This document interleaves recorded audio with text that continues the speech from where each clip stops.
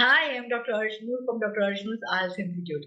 In this video, I'm giving you 4 idioms of water, which are quite helpful and quite interesting to use in your daily conversation, or if you are appearing in IELTS test, in that case, it will sure to add your band score.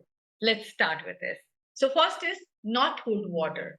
Suppose if someone is making fake promises or he's false, or we can say that if any reason, explanation, or argument is not true, at that time we use not hold water. Let's have an example for this. People believe that chairman's promises don't hold water. So in this case, we should not rely upon him. He's just making fake promises here. So we can use this idiom at that time. Second is in deep water. When someone is in trouble or someone is difficulty, at that time we use this idiom deep water. So we can give the example here. Rohini is in deep water due to debt. She took huge loan and now is unable to pay back. It may be due to COVID or it may be due to her unemployment, that she lost her job and she is unable to pay the debt which she took, and now she is in deep water. He may say if the person is having any type of other difficulty, so this idiom could be used at that time.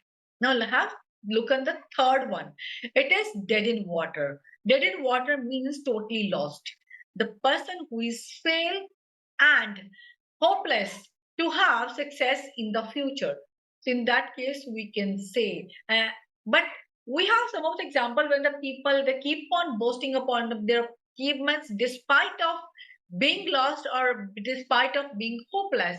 I am giving an example also related to this. Don't rely upon his promises. He's just boasting upon his fake achievements and he's dead in water. He's totally lost. Fine. Now the last one is water off a duck's back means a person having no effect of anything, the circumstances or the talk or any advice. Hey may say that Daisy's parent advised her and warned her not to marry Jack, but their advice and warnings were like water off a duck's back. And now she's repenting because Jack really proved to be a bad husband.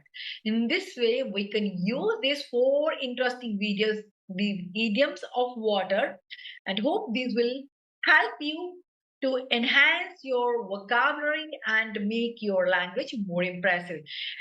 Must use this in daily conversation so that you should impress the people around you. And if you want to improve your public speaking skills also, in that case also, this will help you a lot. Stay connected for more tips.